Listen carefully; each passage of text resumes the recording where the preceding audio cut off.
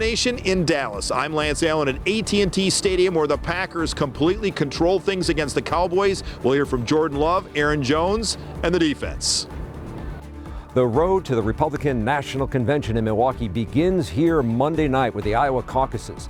I'm Charles Benson. I'll tell you the key voting bloc who could determine who wins here. Plus, the race to restore power as frigid cold sets in. We check in with neighbors waiting at a hotel for the heat to come back on. Connecting you with Milwaukee, Wisconsin, and the world. This is TMJ4 News at 10. Good evening. The super cold temperatures are settling in across our area tonight. The air temps cooler than Lake Michigan's water. That's what caused this steamy look on Milwaukee's lakefront earlier today. Let's get right to Storm Team 4 meteorologist Kristen Kershane. Kristen, this is not chilly. This is cold. How cold is it right now? Yeah, we've got an Arctic air mass in place, and wind chills tonight are around 20 degrees below zero for a lot of the area, and in some places even colder than that. You can see a mix of teens and 20s below zero. A wind chill advisory in place for all of southeast Wisconsin until noon Monday, but it will likely be extended again as we move into Tuesday, potentially into Wednesday. Overnight tonight, wind chills between 20 and 34 degrees below zero. If you have to go outside, make sure you're wearing lots of layers and covering any exposed skin. And look at this. It's not just tonight and tomorrow. The next 4 days here going to feel, actually the whole week, going to feel really cold. Monday, wind chills from 15 to 30 degrees below zero. Same thing on Tuesday, only a little better on Wednesday. Wind chills 5 to 20 degrees below zero. Thursday, we may get that wind chill back to about zero, and then another cool down on Friday. We'll talk about when we're going to break out of this Arctic blast and when we could see a little bit of snow coming up in a few minutes. All right, Kristen, we'll check back soon. And following the snowstorm, which began Friday, We Energies made it their mission to restore power to at least 98% of customers impacted by outages by tonight. And right now, they've achieved that with crews from across the Midwest here helping to restore power to more than 99% of the company's 1.1 million customers. Still over 10,000 customers are in the dark tonight, according to the company's outage map right now. Kaylee Starl spoke with neighbors waiting for the lights and the heat to come back on. Welcome. Ruby Miller is keeping a smile as she introduces us to her temporary home. My aunt was able to get 2 days worth here right away. This was before everybody started running to the hotels. Miller is just one of many who are turning to hotels after losing power at home during this weekend snowstorm. On Friday night, we ended up losing power and never got it back on. And we lost everything. I went to several hotels in West Dallas. Managers tell me they saw people checking in on Saturday and Sunday after losing lights and heat. I feel horrible for all these other people, especially those who can't afford places like this. Just not knowing what's going to happen and when it's going to come back. These power outages are affecting people all across the area, including right here at this hotel. But it's also bringing communities together and offering a glimpse of hope. Now it's completely dark in here, you guys. 3 miles away in Elm Grove, Bombshell Theater Company was ready to take down its show when this happened. Wait a minute, is the power working? The oven's on! The oven's on, you guys, it's actually on! It's working! Like, I'm dreaming. This is not real. And as soon as we all walked in here, boom, power goes back on and the show is on. Their final show back on after the rest of the weekend was canceled because of the lack of power. So we really depend on the income of this show specifically to fund the whole season. As the show goes on, their founder is thinking of the thousands still without power. Losing money for art and theater as a nonprofit, it's bad, it's terrible for us, but I just feel horrible for the people who don't have heat in their homes at all. People like Ruby. I find joy in everything I possibly can, and the cold doesn't affect me much. It's everybody else that I'm worried about. Worried for the ones around her as energy crews scramble to restore power across the area. In Milwaukee County, Kaylee Starl, TMJ4 News. We have some resilient neighbors out there. Kaylee, thank you. And if the power is still out at your home, there are places that you can turn to warm up. Just scan this QR code right here on your screen. That'll take you to 211's website, letting you find warming shelters within your zip code. You can also call 211 for the same information. And a reminder, a snow emergency is in effect through tomorrow morning in the city of Milwaukee. That impacts where you can park. We have more details at TMJ4.com tonight. You can stay up to date with everything you need to know about the changing weather conditions and be prepared for the next several very cold days by scanning this QR code to be set up with our TMJ4 News app.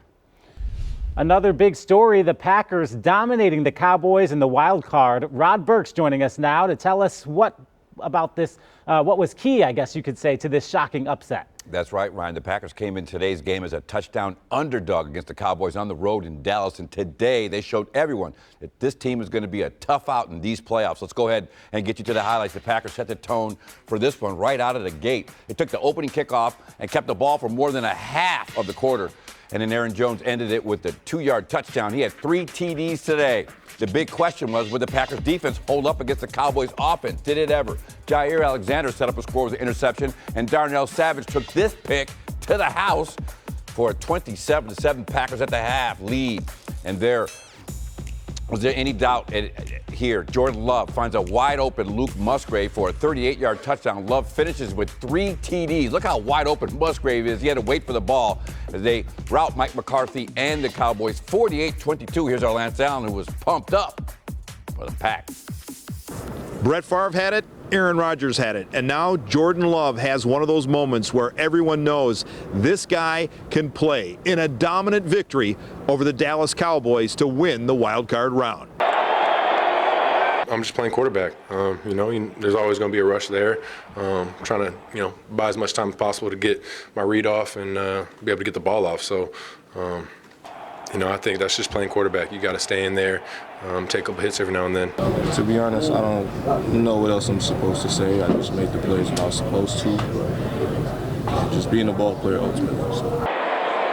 To have a quarterback like that even when he's getting hit, even when he's falling back, he sees you, he finds you, and he's got the arm strength to get it to you. Can't say, both as a person and just as a leader, and then obviously he has the talent. So can't say enough positive things about him. What was it about this team that you guys jumped on him from the start?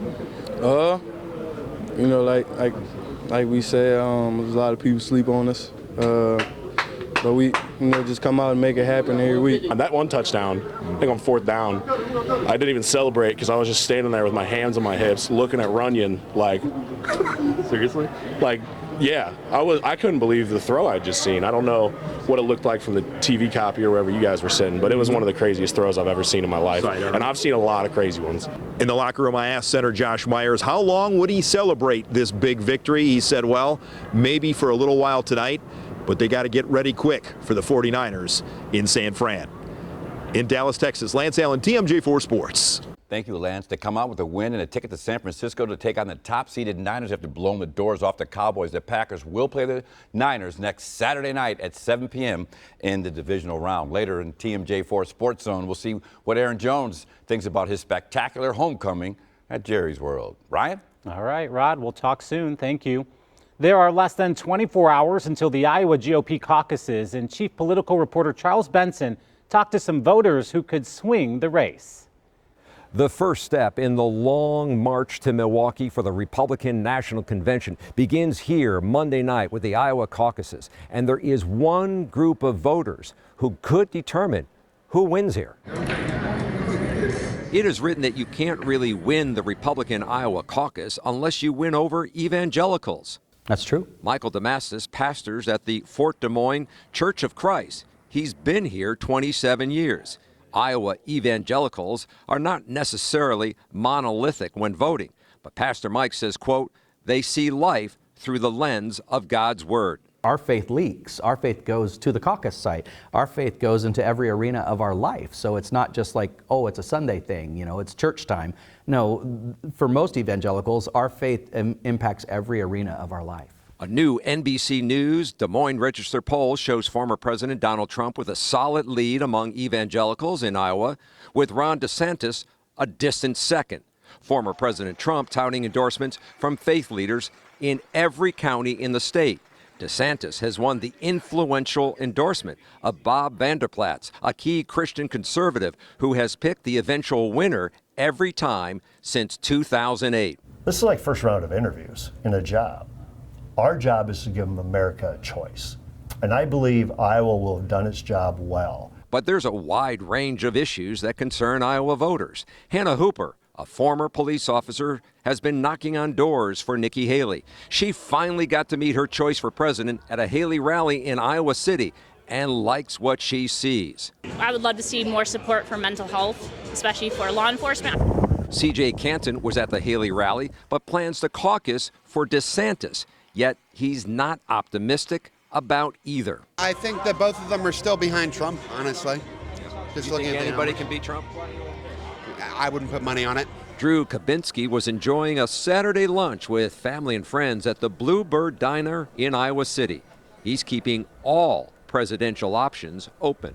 Will you look at a third-party candidate? Oh, yeah. I have, yeah. In the past, I've definitely considered and voted for third-party candidates. My perspective has always been to vote for the candidate I think is best for the job, regardless.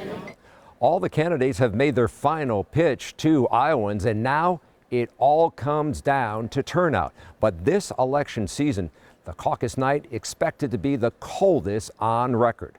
On the campaign trail in Iowa, Charles Benson, TMJ4 News. Charles, thank you. And next on TMJ4 News at 10, a high-rise apartment on the lake has units going on the market this week. We chat with the Milwaukee Business Journal on how quickly they could be sold.